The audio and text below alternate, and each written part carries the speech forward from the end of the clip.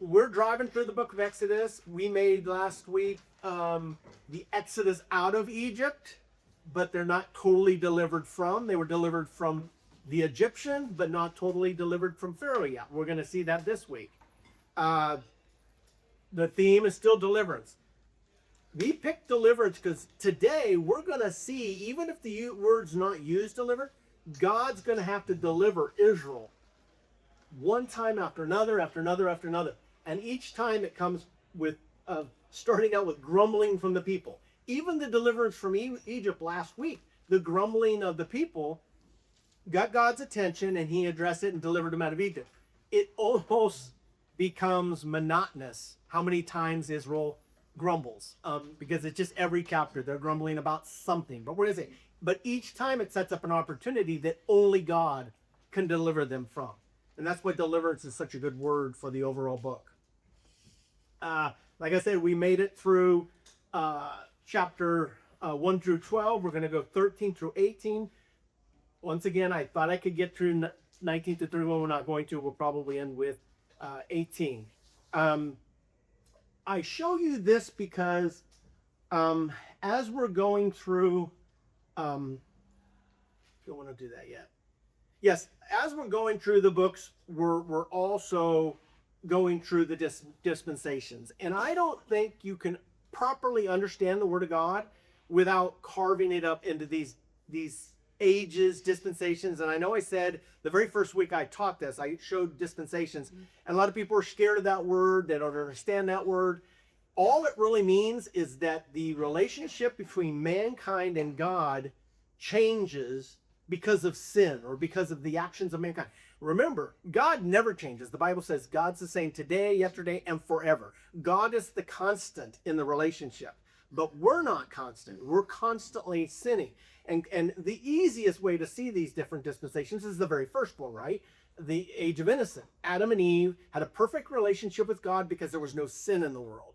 But once sin entered the world, they were expelled from the garden and the relationship changed. So that makes you have to framework your understanding of the relationship between mankind and God differently than it was before sin entered the world. And that's the same in each one of these dispensations. We're in the fourth dispensation of promise. Remember way back in Genesis, in chapter 11, I think, of Genesis, when God chose Abram. After the Tower of Babel, he chose Abram to be a people. Understand this. In every dispensation, God chooses a method to deliver his love to mankind. That's always the perfect purpose. The overarching message is God's love and redemption. The whole Bible is a story of his redemption to redeem mankind's relationship back and restore it to how it was in the Garden of Eden. And it's going to take all 7 of these to finally come back to a relationship like that. And ultimately, I don't want to get way ahead of ourselves, but we have to be changed, right? We get a resurrected body, and we're going to be restored to that relationship. So this whole story that we're going through is all about God restoring mankind, even with all our faults, back to a personal relationship with him. And that shows his love and mercy that he has. Love, mercy, and grace. So we're going to be going, like I said, 13 through 18 today, and that will move us all the way through the dispensation of promise here. Now, we're going to enter the dispensation number 5 of law in chapter 20, because 19 and 20 is when God gives them the law, right? So that changes. But one of the things I want to point out here is none of the promises that God makes in the fourth dispensation to Abraham, the promise of land, the promise that he'll be a father of great nations, and the promise of the blessing. The blessing of the Messiah will come through his lineage. None of those go away. Those were all unconditional promises, unilateral promises. Those are interchangeable. You can look at them as unilateral because only God is required to sign the contract, or unconditional because no matter what Abraham and his descendants do will not break God's promises he made during this. So just because we're going to transition at 19 and 20 into the dispensation of law doesn't mean any of the promises he made here about will go away. So the law, there are 3 ways these three items that you need to totally understand the relationship of God. You need to understand the dispensations, which are the silos, and then you need to understand all the promises that God made. Now, some of these look like they map to the dispensations. They do some, but not all of them. These are completely independent of the dispensation you're in. These are contracts with God, and each one of them is either, like I mentioned a minute ago, either a conditional contract or an unconditional contract. The conditional contracts that are made, and we'll see that next week when the giving of the law, there's going to be a lot of conditions there on the promises God's going to make to mankind under the law. But the dispensations we've covered so far under grace or under the promises are unconditional. They last forever. I did want to point out here, and this isn't about the class or the topic we're teaching necessarily, but I'm teaching covenants, right? And they're very, very important. They're God-given, they're biblical, and they're true promises that you can hang on to God. But there's a lot of noise out there right now, and in the internet, and a lot of influencers and celebrities that are pushing some other theological frameworks. And one of them is called covenant theology. And I don't want to go into covenant theology necessarily, but I don't want you guys to say, oh, Scott says the covenants are so important in the Bible, and then you hear someone talking about covenant theology. Not the same thing. So I'm going to say covenant theology, bad. Covenants of God, good. Okay? So that's as simple as that. Covenant theology gets into allegorical situations where they say the church has replaced Israel. It's somewhat replacement theology, but not all of replacement theology. So it's replacement theology light, for lack of a better way of explaining it. So remember, covenants are good, but there's a lot of talk out there. If you're on the internet searching around, and you might come upon covenant theology because it's all over the internet right now. It is false. It's false teaching. So we left chapter 12. Remember where we left the Israelites. They had been freed from Egypt, and they were freed because of the 10 miraculous miracles that God performed. He did the 10 plagues, right? He did a plague as we walked through those against each one of the Egyptian gods. Every plague, as weird as some of the plagues sound to us, all represent an Egyptian god. And God showed his superiority over all the gods of the world today, of the world then. The same thing exists today. We have a lot of gods. We don't think of it so because we think we're more sophisticated. So we no longer worship gods like the god of the frog, like we saw last week, or the sun, or different gods like that. But we still have our own little gods that we hang on to. And the worst one probably in today's world is self. Self-reliance, and we are, our master. And that's replacing God with ourself. So we have our own problems, and God is still going to show us out of love, because he did it out of love to deliver the nation of Israel, to draw you or me closer to Christ, or to Christ. But so the 10th one was the most miraculous, and we're going to see God consecrating that 10th day, that 10th plague, as a special day, because that was the act that caused Pharaoh and the Egyptians to say, leave. And then they remember Israel went into Egypt under the guidance of Joseph, and Joseph saved the nation, and they were about 70,000 people. They were a family under Jacob, whose name was Israel. And they're coming out now. Last week, 2+ million people, because of the 10th plague that God put on Egypt, they're coming out, 2+ million people, and with the wealth of Egypt. Egypt said, not only go, but here's gold, here's silver, here's livestock, leave us, because of the plagues that led up to the 10th plague. But we're coming in on chapter 13 now. They're on the east side of the Red Sea. And I like to say the Egyptian side of the Red Sea. And that's where we're going to find them, is on the Egyptian side of the Red Sea. Okay, so back to the 10th plague. God, because of this act of love that God did for Israel, he wants them to commemorate it or consecrate it. So let's just, in 13:1 and 2, it says, the Lord said to Moses, consecrate to me every firstborn male. The first offspring of every womb among the Israelites belong to me. whether human or animal. So we set the stage as basically God saying, this is a day that you are going to remember in perpetuity from now and forever. You're going to remember this day every year, and we know that today is Passover. They still worship Passover today. We'll get in a little later here on how we've understand Passover and how it's evolved into Christ's work for the on the cross.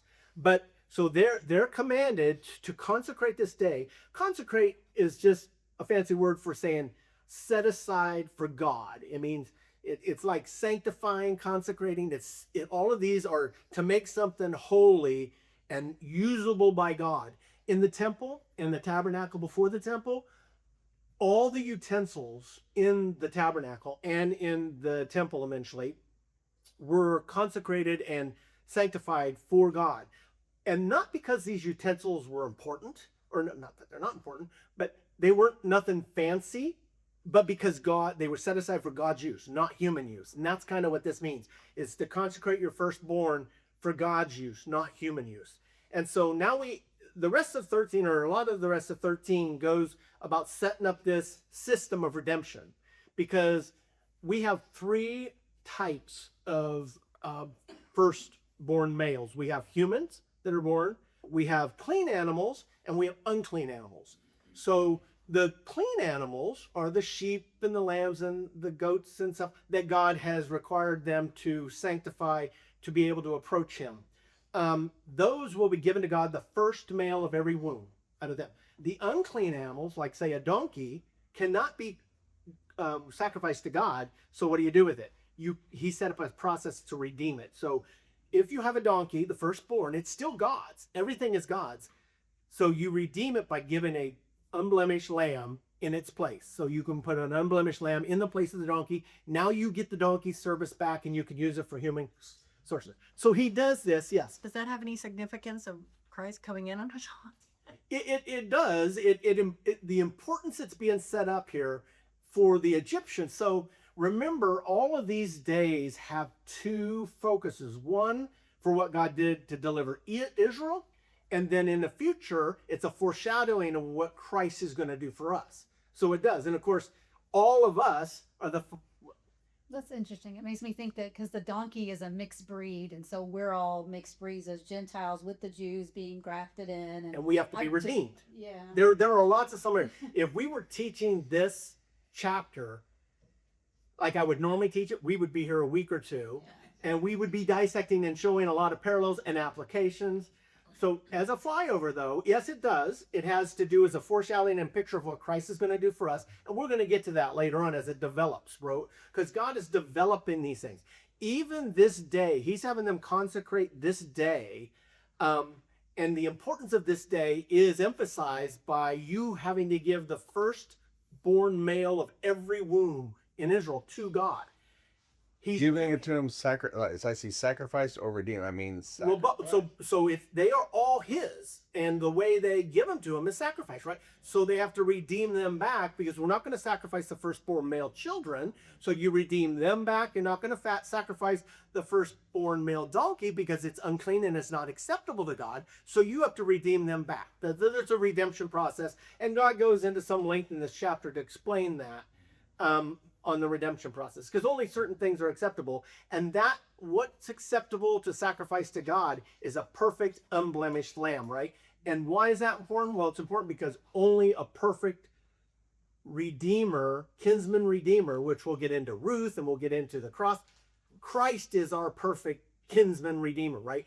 And he's setting the standards really early on here of what's required to cover sin or to forgive sin. And all of this stuff is a picture of what's going to be required for mankind to ultimately be redeemed back to himself. And it takes a perfect kinsman redeemer, which ends up being Jesus Christ. So that's how it does tie back to the importance of what he's saying. He's emphasizing how important it is to set up what it's required to redeem us back to a relationship with him.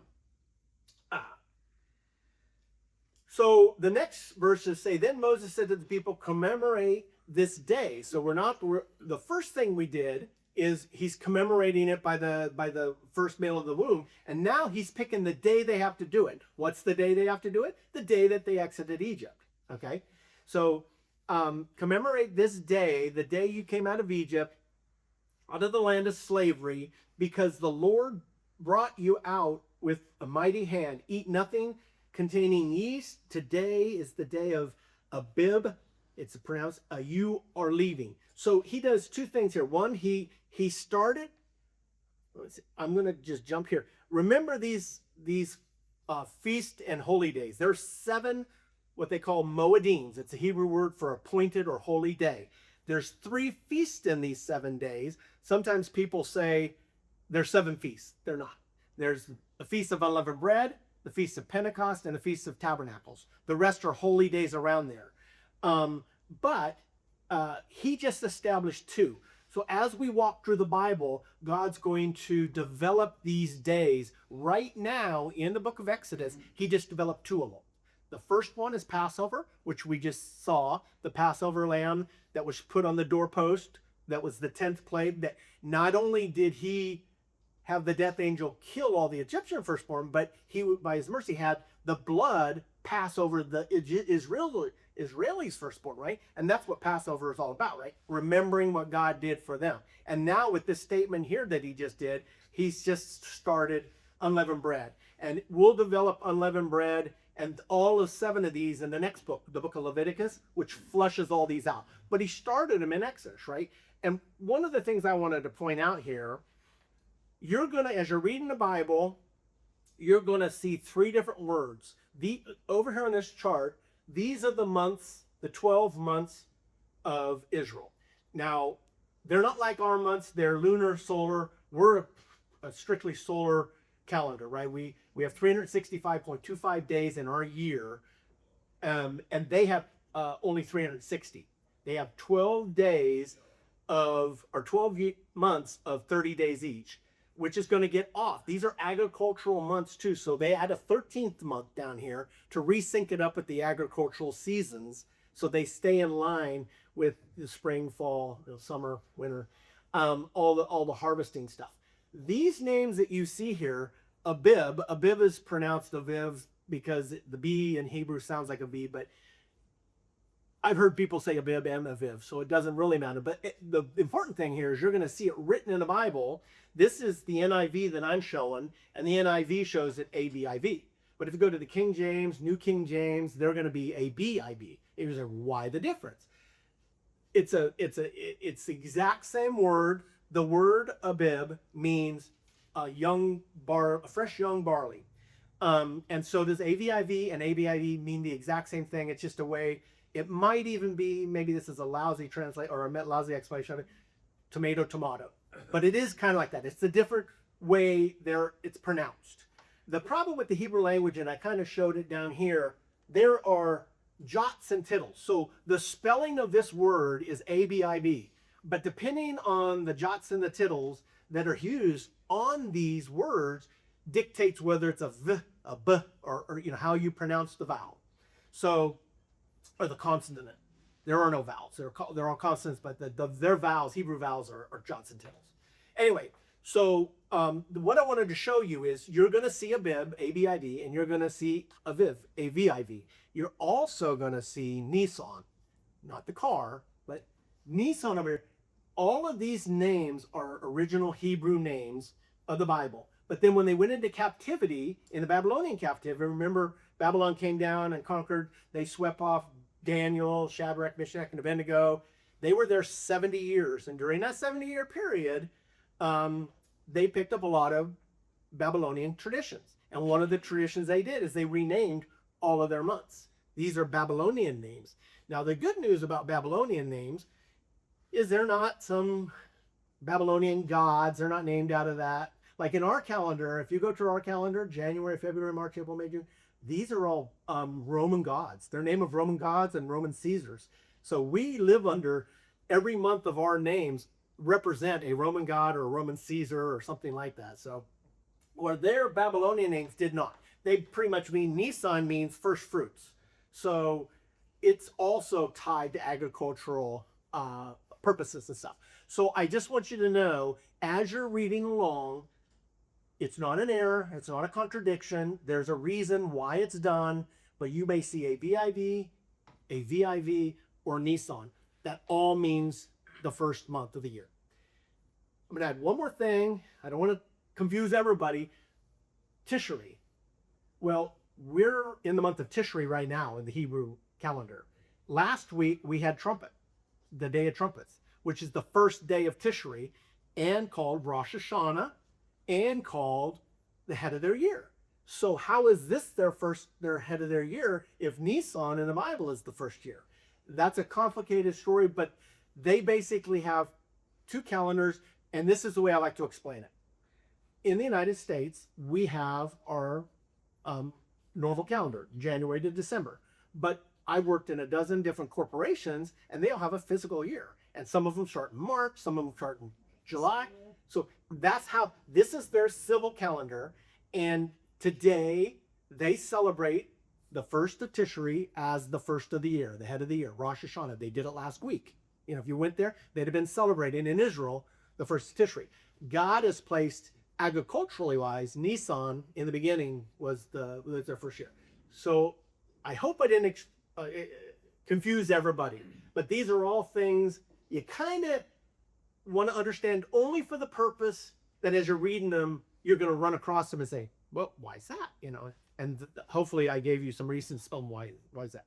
And any questions? Everybody kind of get that? Clear as mud. Clear as mud. It's funny.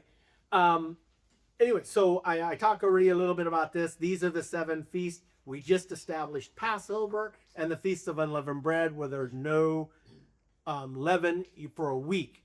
The Feast of Unleavened Bread is a week-long feast. It starts with the Sabbath day and it ends with the Sabbath day, and it's 7 days straight of celebrating what God did, the Exodus from Egypt. I do want to tell you, so in the Bible, if you're reading along, Passover is a 1-day event, okay? Unleavened bread is a 7-day event. Today, in fact, even in Jesus' time, they ran it all together because Passover is always on the 14th of Nisan. Unleavened bread always starts on the 15th of Nisan and goes 7 days to the 23rd. They just lumped it all together, and now they think of it as an 8-day feast.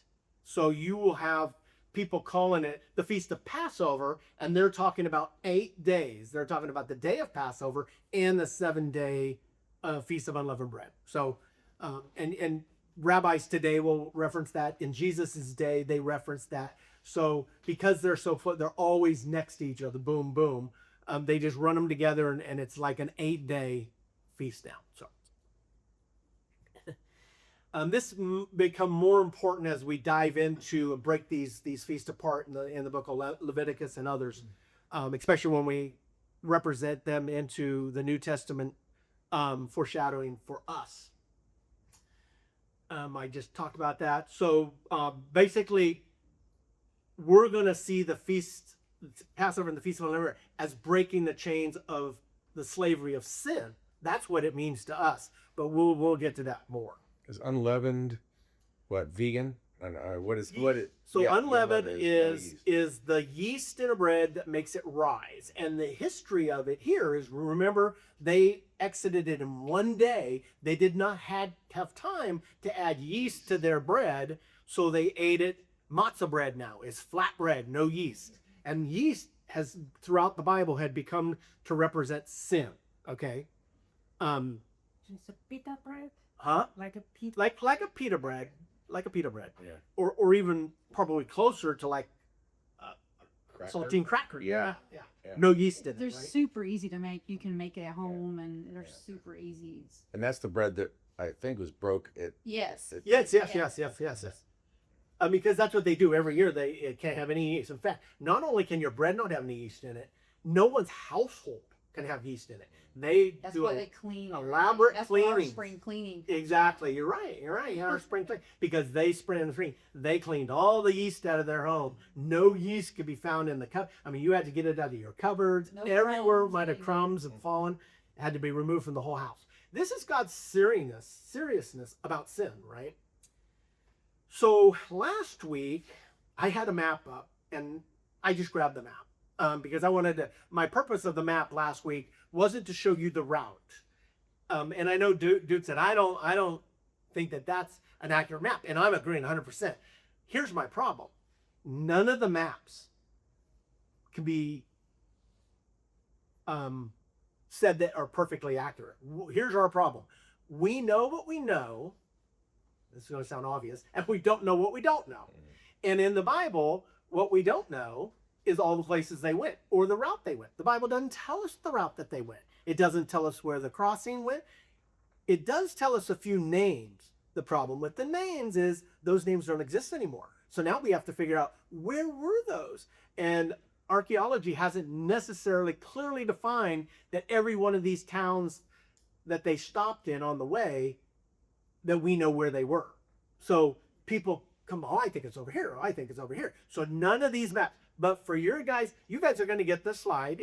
I set it out, and I put 4 or 5 maps in here. So you guys can see all the different 4 or 5 maps. But I'm going to tell you what we do know and what we don't know. What we do know is they did not, the Bible says they did not take the shortest route. Well, clearly, they're in Goshen. Remember, Joseph gave them the land of Goshen when they all came in there. And the Bible in Exodus says they're in the town of Ramsey. So Goshen's an area, and Ramsey is a town there. They leave from Ramsey, and they do not take the short route. Notice along the Gulf of Mexico, the Gulf of America, no. The Gulf of the Mediterranean, they did not take that. Notice how quick it gets them to the promised land. That's clearly the route to take. But the problem with taking that short route is the Philistines are there. And of course, the Philistines we're going to see with Samuel or Samson and others, that was a nemesis to the nation of Israel. And God did not want them right after having the battles that they had with Egypt to go right into another hostile situation. So he took them the long way. There lies the problem. We don't know the long way. We have some guesses. We do know their first stop is Sukkoth, okay, but we don't know where that really is because that doesn't exist anymore. So what I gave you guys here is I gave you this map. Here's one that tells all types of where rejected sites and their logic behind it. Now you'd have to go do all this research. I don't think it's important.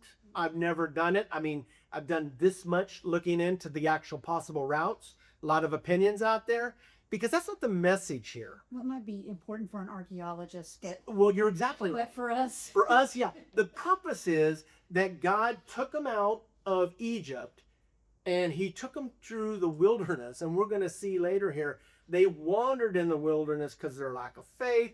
They run into obstacles in the wilderness that God has to deliver them from. These are the important stories in the book of Exodus and on that the wilderness wandering has, not the exact route they took. So this is what we do know. We know that they didn't take the shortest route. We know they started in Ramsey. I have some notes over there. They started in Ramsey. I'll go to the bottom one. They ended up at Sinai. So we know they started in Ramsey. They ended up at Sinai. Yes?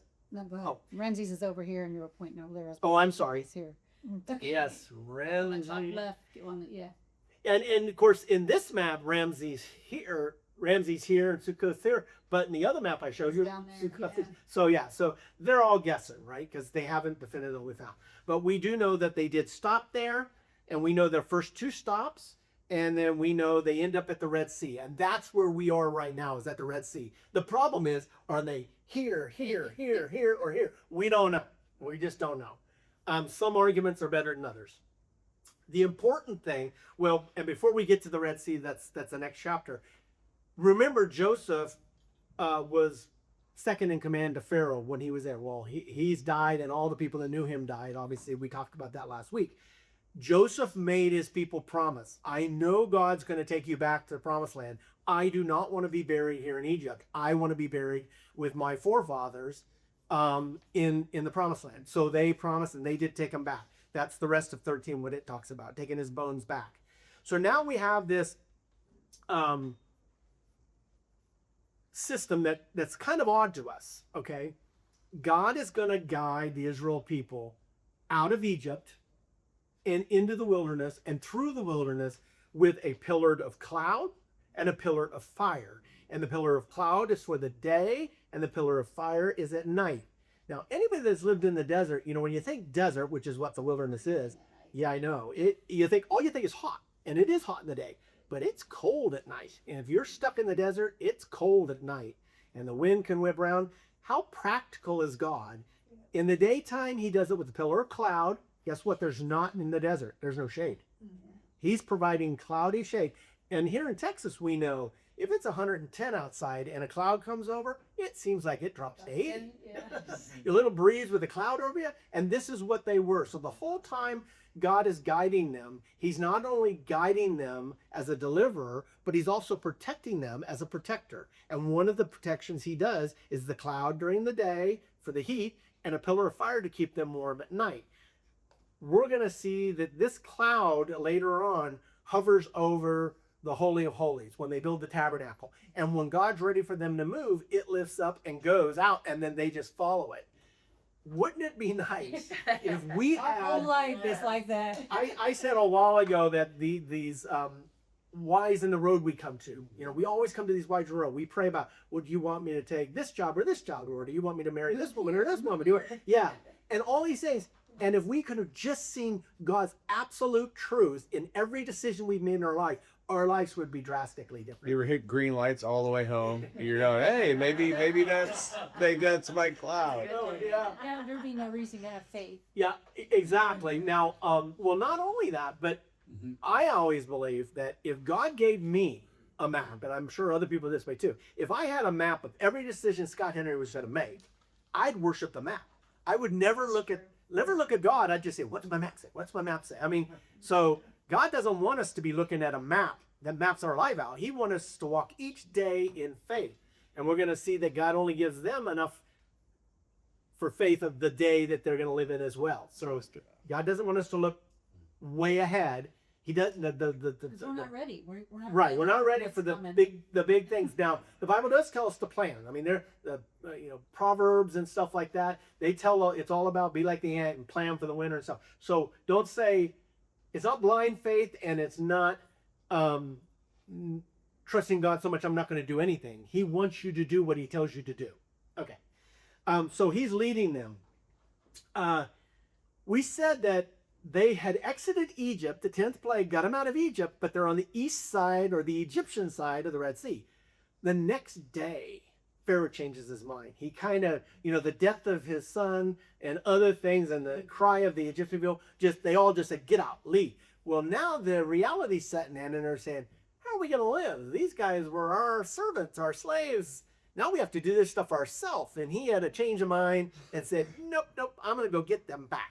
And so he goes after them, and this sets up God as a deliverance again, that word deliverance. Now, it's interesting, God did this on purpose. If you read the Bible in 14, remember the cloud and the pillar of fire are guiding them, and the places that they're going don't look logical to a military mind. So Pharaoh was looking at this saying, are they drunk? I'm making this up, but I mean, that's kind of the thing. That they're wandering through the wilderness in some haphazard way that isn't logical to Pharaoh, too.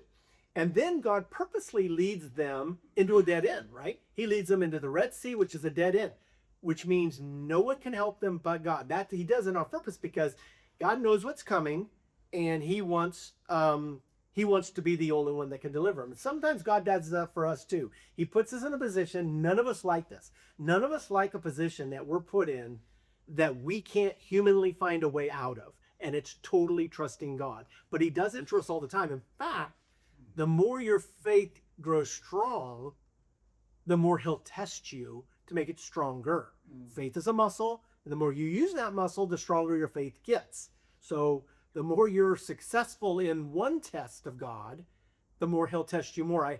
I may not be the message you want to hear, but it is the Christian life. It's like a bodybuilder. If they always lift the weight that they can lift, they're never going to get stronger. They have to get more weight to get stronger and stronger. Faith's exactly like that. So God has them up against the Red Sea. Pharaoh is coming after them. We have the two pictures here representing the two deliverances. Now, the first, or the protection. So we got Pharaoh's army. And Pharaoh, he basically got his 600 of his best chariots, all his horsemen, all his army. I mean, they're all coming down on Israel. Israel can see them from a distance, the dust coming. And then what do? They pray to God. No, they don't. They grumble to Moses and Aaron, which we're going to see as a pattern constantly. They grumble to Moses and Aaron. So they're coming upon the Israelites, and the Israelites basically say, "Would you bring us out here to die? We could have died in Egypt." That's once again going to be a theme over and over again through the book of Exodus. Today, or up to this point, the pillar of cloud and the pillar of fire always was leading them. Now it's going to go, instead of being ahead of them like it's been since they've seen it, it's going to lift up, go over them, and go behind them.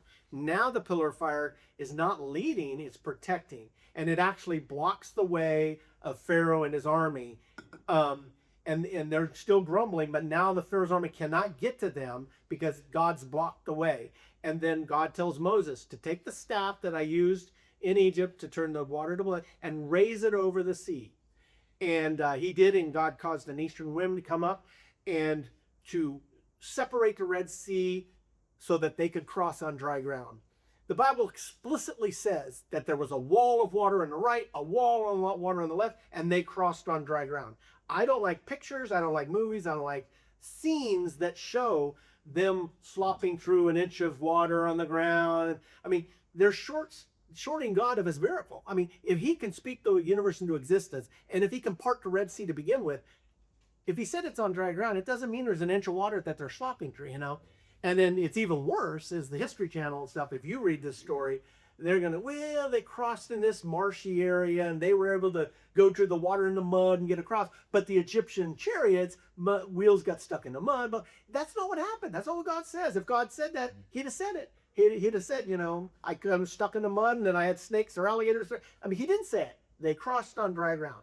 So God goes ahead and has Moses put the staff up and he parts the Red Sea, and the Israelites, 2 million plus Israelites, cross this. So it didn't happen in an hour, right? This is a process, and God holds off the Egyptian army the whole time that Israel's going through the water.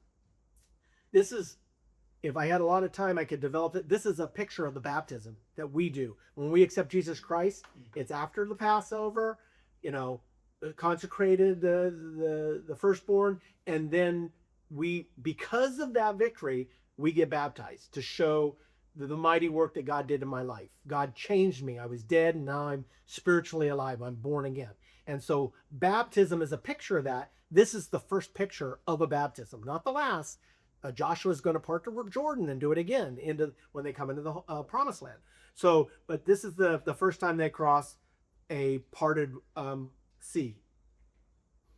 And then, of course, once the pillar of fire and smoke, once they're across, lifts up, Pharaoh goes, let's go get him. And it's dry ground, so he's going.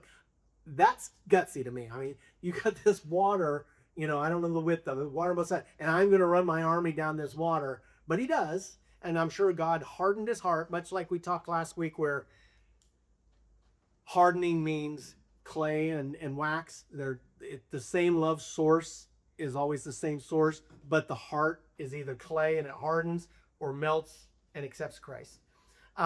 Pharaoh comes across, and then God allows the water to come in and wipes out. This is now total deliverance from Egypt. When you think about that, we just say the word Egypt, but I use the United States, but they were the only superpower in the world at the time. When they were in Egypt, there was no one that questioned Egypt. Egypt was the super. There were other kingdoms and little fractions and chieftains and stuff like that, because we remember the 5 armies that Abraham went against. But we're talking not an empire. They're the only empire and superpower of their time. And God just wiped them out, and he freed a bunch of slaves that were under them. So God delivered them from that. That gets us to 15. So this is one uplifting thing. So most of this time, and even after this, we're going to hear him grumbling. But after this victory, Miriam started it, Moses' sister. She picked up a tambourine, and all the other ladies picked them up, and the men and the women started singing, and they sing glory that God's victory, the horses and its riders, he has hurled into the sea, God's strength and salvation. The Lord is the warrior who defeated Pharaoh's mighty army, and then God's supremacy, whom among the gods are like you, O Lord. And then, so they went on, and this, because I don't sing, they sang it. If someone was a better singer, they might attempt to sing this song. So through chapter 5, they sing this song of victory to God, you know. And anybody who doesn't think instruments should be played in worship, well, this is in the beginning, man. Tambourines, and throughout the whole Bible, they had trumpets. They had lots of instruments in worshiping God. So the mindset right now is the Israelites had seen the miracles of the 10 plagues, the Exodus from Egypt, the deliverance at the Red Sea, the celebration. You would think their faith is so strong, nothing can dent them. Well, just a few days later, 3 days in fact, they were traveling, and they come across Mara, and there's a waterhole there, but the water's bitter, undrinkable. What do? They get on their knees, pray to God, saying, God, no, they don't. They grumble. They grumble to Moses, and they grumble to Aaron. So God tells Moses to pick up a branch and throw it into the thing, and God performs a miracle and makes this water sweet and drinkable. So this is the second time. We're going to see these little victories of them running into obstacles and then God resolving these for them. As you're reading these, I'm sure, and once again, if we were going more deeper in it, I could come up with hundreds of examples of our lives, of us coming to little obstacles, big obstacles, and seeing God's hand of work in each one of them. And that's what he's showing them, that he is with them, he's delivered them, and he's taken care of them. And the interesting thing too is he's taking care of them even if they grumble. So, you know, how many of us have grumbled because we didn't like our situation we found ourselves in? You know, I don't think this is fair. I shouldn't have got laid off, or I shouldn't have, you know, got in a car accident, or I shouldn't have, you know, we come up with all these things that might have happened to us and said, I shouldn't have. But God doesn't stop loving us because we complain. And that's a great story through the book of Exodus. It does become, to me, a little annoying that they complain so much, but God's love and mercy, he still, each and every time, comes through for them. And in some ways, it's comforting that if God's going to do it for them, I know that no matter how much I might grumble at times, God's going to do it for me too. So you don't have to be a perfect, you know, faith-walking Christian for God to bless you. And, you know, I've often said too, in the whole Bible, it's amazing that we put all of our good, bad, and ugly in there, because most fairy tales and false religions only show the good stuff.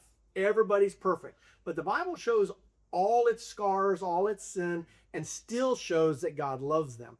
And I think that's also comforting, because if all we showed was the heroes of the faith, and every hero of the faith was perfect, lived a perfect, sinless life, never made mistakes, I would just say, I'm not eligible. I cannot be used by God, because God only uses perfect people. Well, that's not true. God very seldom uses anybody. In fact, you know, no one is perfect but Christ. So, and God uses us anyway. It reminded me about my children, the grumble. That's when they're very polite. Yeah. Are they not there yet? Is this and Order sandwiches, go. I'm hungry. Yeah, and of course, the family which God created is a perfect example of God's love, right? In a family, no matter what my children do, and they've done a lot, I still love them, you know. And grandchildren and great-grandchildren are even better. No matter what they do, you're going to love them, right? You know. So, and that's the way God is with us too. No matter what we do, God still loves us. So, once again, I'm saying this is chapter 15. We're going to look at chapter 16 now. God just performed another miracle to get them out of a situation. And once again, now it's about food. "Oh, we're hungry." Speaking of the thing, we're out of sandwiches, right? I mean, they're hungry, and they start grumbling. In this story in 16, it's interesting because they're grumbling to Moses. Well, and I'll just read. So the whole Israelite community set out from Elim and came to the desert of Sin. When you read that, the desert of Sin has nothing to do with the English word. It's a translation. It's really it's a Egyptian god Set, the moon god, and we just translate it to Sin, but it doesn't have any meaning to actual sin that we think about. But it's an Egyptian desert area that's named after one of their gods. Okay, which is between Elim and Sinai. So they're still on their way to Sinai, which is where God sent them off to. On the 15th day of the second month after they came out of Egypt. So it's only a month and a half. It's the second month, halfway through it. And look at everything that's happened in a month and a half to them. But all of a sudden, they had provisions, but now they're hungry, they're grumbling, they're grumbling to Moses and Aaron. And basically, Moses says, when you grumble to us, you're really not grumbling to me or Aaron, you're grumbling to God, So it kind of says, you're grumbling to God who just was victorious and delivered you out of all these situations, but they still grumbled. But God heard their grumbling. So they were grumbling, God heard them. And on this day here, he gave them two things. That night, he gave them quail. We're going to see this again in Numbers. It's a larger number of quail, but this night, they all ate quail. And then when they woke up the next day, there was dew on the ground, and when the dew dried, it was manna. And of course, they saw that out in the fields and stuff, and they said, "What is it?" And that became its name. Manna means "what is it?" They never changed it, because when they first saw it, they said to Moses, "What is this?" And it became its name, manna. And manna is it's described as a white seed that tastes like wafers made with honey. It sounds like God's baklava to me. It's a wafer with honey, and they ate it for 40 years. So has anybody ever heard Keith Green's song, So You Want to Go Back to Egypt? No? Okay, Keith Green was a Christian artist in the 80s, so it is dated. And he wrote this song, So You Want to Go Back to Egypt. This would be funnier if you'd heard it. I got some lyrics where one of the lyrics says, "Oh no, manna again? Manna waffles." It says, "Manna burgers, manna bagels, filet of manna, manna patties, banana bread." So he was singing this song all about, because every day they had manna, and they did cook it in different ways like that. So even baklava might get old after 40 years of baklava eating it. I like sweet things, but so God provided them. And it's interesting because this gets into the faith thing, right? He basically gives them instructions that I'm going to give you manna every day. Do not gather more than you need. Only gather what you can eat that day. And so they went out and gathered it, and they portioned how much for each person, and they gathered it in. Guess what? Some people gathered more than they needed, and they tried to store it in their tent. And the next day, their manna turned into maggots and smelled. And Moses got angry with them because they didn't obey God, what God told them to do. So God basically gave them food to sustain them each day for 40 years, and never to gather any more than what they needed. Now on the sixth day, because of the Sabbath, God said, "I will provide you, gather twice as much for that. So you do not have to gather any on the Sabbath, because I will not be provided on the Sabbath." So they gathered up all this, but guess what? Some of them went out Sunday the next day and went looking for the manna.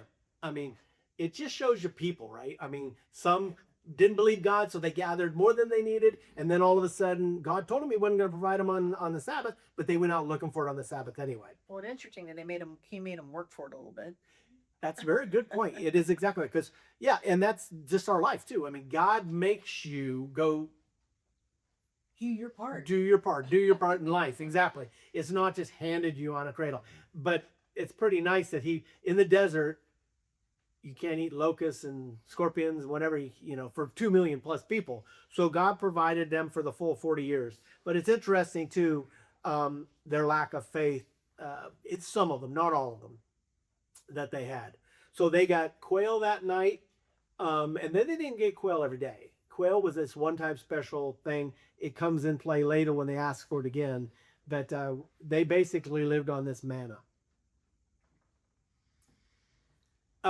Then the next, or maybe 2 days later, I can't remember. It was 2 days. It doesn't tell us. So they travel, and they reached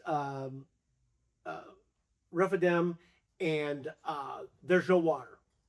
So this is a scene where God tells Moses to once again take his staff. It's important that God uses the staff in everything he does, because the staff represents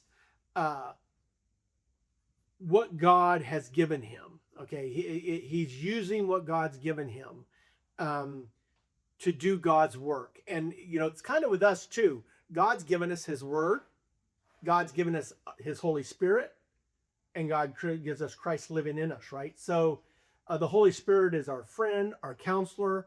We're to use in each thing we do the Holy Spirit. We're not to do anything on self-effort and human effort. We're to use what God gave us. So God has Moses constantly using what God gave him, nothing that he brought himself. This is a gift from God that God gave it to him. A lot of similarities in how Moses lived his life and with what and how we're supposed to live the Christian life. But they get to this place and they have no water. So Moses is told to strike the rock. And then he struck the rock with the staff, and it opened up and gave them water. God, what? Delivered them again. They had no water, so God delivered them again. This is the second time they had no water, and God gave them water. They're going to do this again. If I could develop the whole story. So later on, they come and they need water, and Moses strikes the rock twice, and God gives them water. But that's God. Moses is scolded by God that day, and that's the reason Moses isn't allowed to enter the promised land, because he struck the rock twice. When God said, well, I guess I should back up and tell you, God says to speak to the rock the second time, and he strikes it like he did the first time. And this whole symbolism is Christ dying on the cross and only being struck once. Once Christ died once and for all, he doesn't have to die again and again and again every time sinners are born. And this picture of the first striking of the rock with the second striking of the rock is a picture of the finished work on the cross. And when Moses went against God and tried to strike it again, much like people today who attach works to salvation, they're crucifying Christ all over again, the Bible talks about. And that's what Moses did the second time he struck the rock. It's a very good story with a lot of parallels to the Christian life. So anyway, he strikes the rock because he's told to this time, waters provide for them. So God saves them and delivers them again. They go a little farther and boom, they get their first war. This is the first war. It's with the Amalekites. What do you think the Amalekites are? Even if you don't know, I'll bet you they're Abraham's relatives, right? Mm-hmm. Yeah. The Amalekites are Esau's descendants. So you had Jacob and Esau, the twins. Esau's descendants, they had a child, Amalek, and he became the Amalekites. Every time we run into these in the Old Testament, these problems, it's a relative of Abraham. Once again, they run in Moses, 500 years, 430 years later, is running into Abraham's descendants that cause them problems. So what happens here is Moses tells Joshua, we're developing Joshua now, to form the army and to go fight the Amalekites and dispel them. And God tells him to go up on the rock, on the high ground, and lift the staff. And every time Moses had the staff lifted, Joshua's army was winning the battle. And when Moses' arms would go down, they'd start losing the battle, which was showing you the victory was coming through Christ, through God, right? Not through Joshua and his army. So Aaron, I and I forgot who else, maybe it tells us, it lifted up Moses' arms and helped him to keep the arms up until they kept them up until Joshua was able to defeat all the Amalekites and defeat the armies. It basically shows us that without God, they cannot win. And that's the same thing with us. If we think about our life, without God in our life, you're going to come to battles. We have battles whether we want them or not. They may not be wars like this shows, but there are battles in life and struggles in life that we have.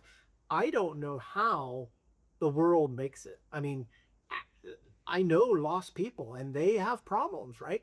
And they refuse to look to Christ for comfort, for peace. It's amazing to me. I don't understand the mindset that. I'll say I like this picture because it shows those two, Aaron and whoever that is. What's the scripture say it is? Aaron and Hur are supporting Moses, Right. because he can't do it on his own, and Moses can't do it on his own. Only God can do it. But those two are supporting him. So it's kind of a picture of the Christian life as far as we all need each other, Yeah. to help to bring God's will into where it's supposed to be for, let's say, congregation. No, I like that. I like it because none of us Yeah. do not forsake the gathering of your brothers. I mean, we are not an island. You cannot be a Christian and be an island. You need the help of brothers and sisters in Christ. The community. It is a community thing.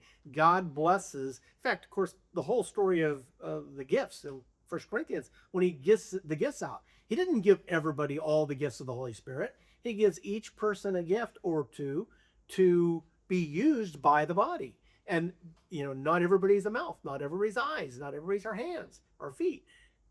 God has made us in a way that we need each other.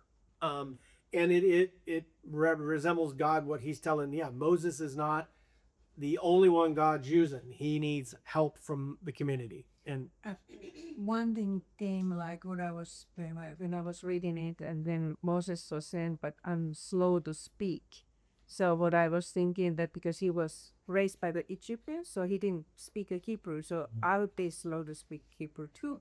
So, but Aaron was a Hebrew, so that's why he needed the help from the Aaron. So kind of set up the two of them to find it. yeah, no, and you're right. God's mercy was back then when Moses made the excuse that I speak slowly. He goes, well, okay, use your brother Aaron, and God showed. So yeah, Moses is the one that everybody historically lifts up as the deliverer that God used. But in reality, God used other people as well, right? Miriam was the one that sang the song. Aaron was very important. In fact, God established that hierarchy of Moses and Aaron as all the communication was going back and forth between the Pharaoh when we were looking at that. And that was much like God uses his judges and his prophets. You have God and his judges, and later God and his prophets. That was the model that Moses, and the Bible even says that Moses and Aaron are like God and my judges to the Pharaoh. So he set that relationship up of more than just Moses right off the bat. So then we get to 18, and they're coming. They're still, remember, there's 2 million of them. So they're out there. And earlier on, Moses sent his wife and his 2 sons, his wife Zipporah and his 2 sons, back to her father, to keep him, because he knew he was going to go into danger when he went back to Egypt. So he did not take his wife and 2 kids with him.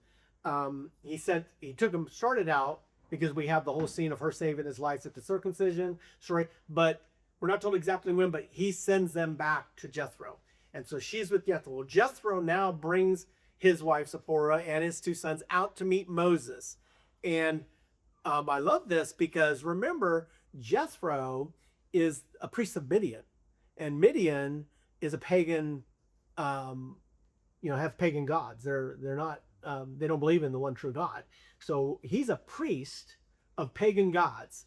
But his relationship with Moses and Moses' testimony of what God's done to his life, this is a perfect picture of what we can do. Joseph comes back, or is coming back. Jethro meets him there, and Moses tells all the great feats that God had done for him. He tells them about the Exodus, all the 10 plagues, the Exodus of Egypt, the parting of the Red Sea, all these things. And he wins Jethro over, and Jethro basically says, now I know the Lord is greater than all the other gods. Jethro offers a burnt offering and sacrifice, and Aaron and the elders join him in a meal before God. This is a picture of you sharing your testimony with someone who doesn't know God. And because of what God's done for you, God uses that to touch their hearts and they come to God. Jethro can be no more lost than anybody, not only just worshiping other gods, but a priest of Midian. And because of Moses' testimony, it changed Jethro's heart, and he accepted God, the God of Abraham, Isaac, and Jacob. Remember, the initial purpose of the nation of Israel is the same as the church. They were a group of people after the Tower of Babel under a dispersed number of groups of people that God chose to be the messengers of the good news.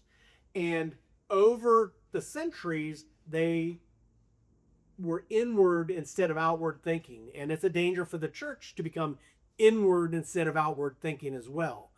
Because the church is also supposed to reach the world, right? Reach the whole world with the good news of Jesus Christ. So where was Jethro when he came?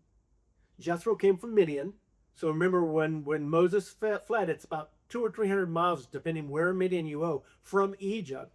And then Moses and them are in the wilderness, Sinai Peninsula, and he's over in there's this whole Mesopotamia area. So they and down had to send a messenger to get him, right? Yeah, we're not told that, but I suspect you're right, because it is a long trip, but Moses ran it, when he fled Egypt. But not only that, but you'll notice, when Moses first met his brother Aaron, he went out there too. So it wasn't like people did not make that trip.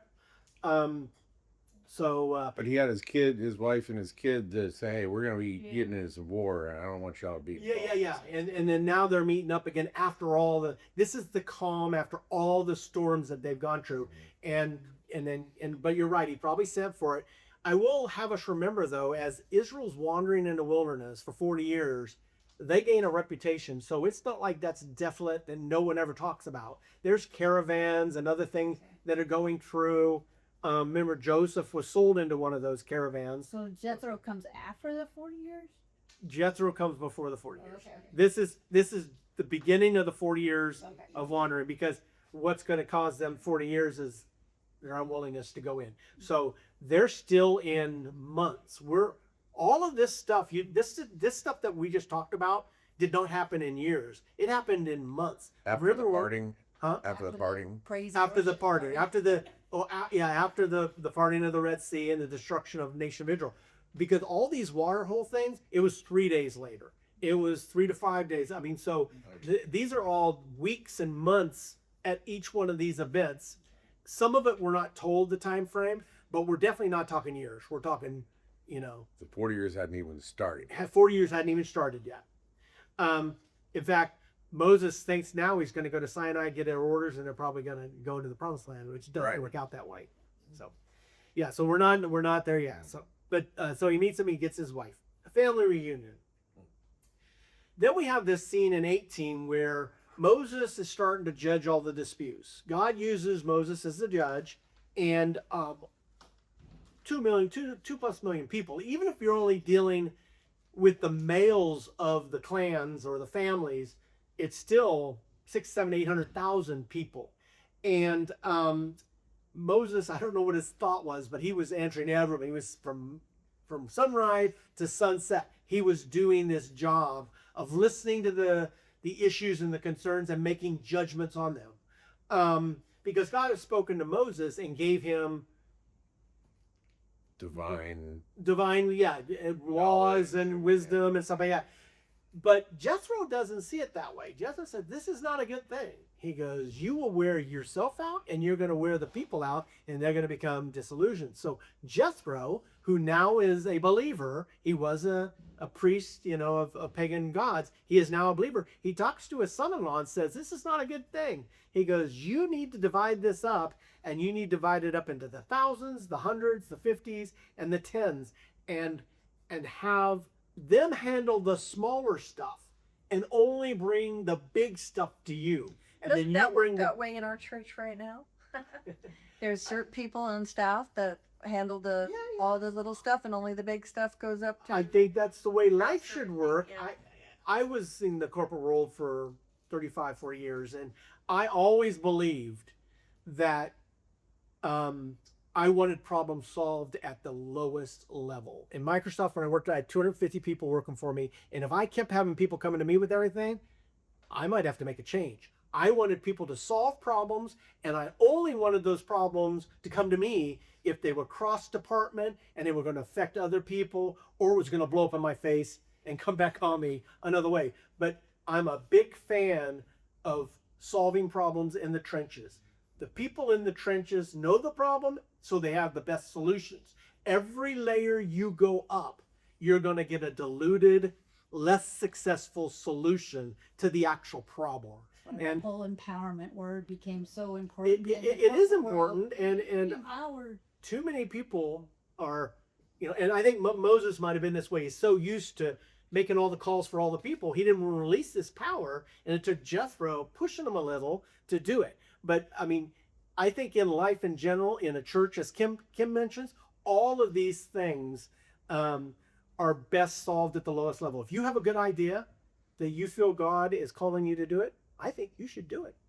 You don't have to go to I was going to say my old pastor's name. We don't have to go to Glenn and say, can I? The only reason Glenn needs to know if it's going to go across the whole church and affect the whole church.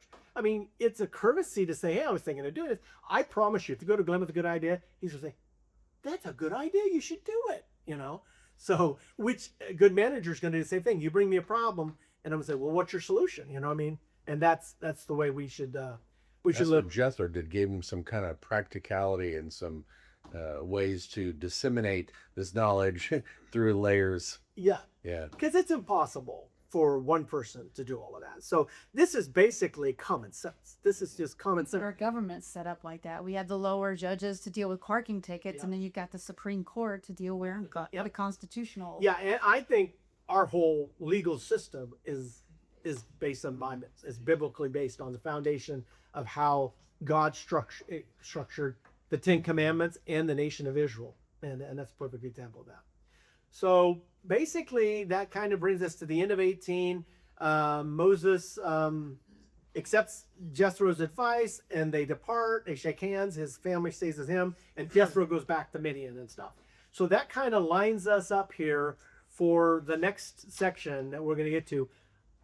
I know I say this, I hate to say it again. I was going to try to finish the book of Exodus next week and do both of them. I'm going to twist my arm. We're going to get through 19 through 40. Well, I better say, we're going to attempt to get as far as we can That's right.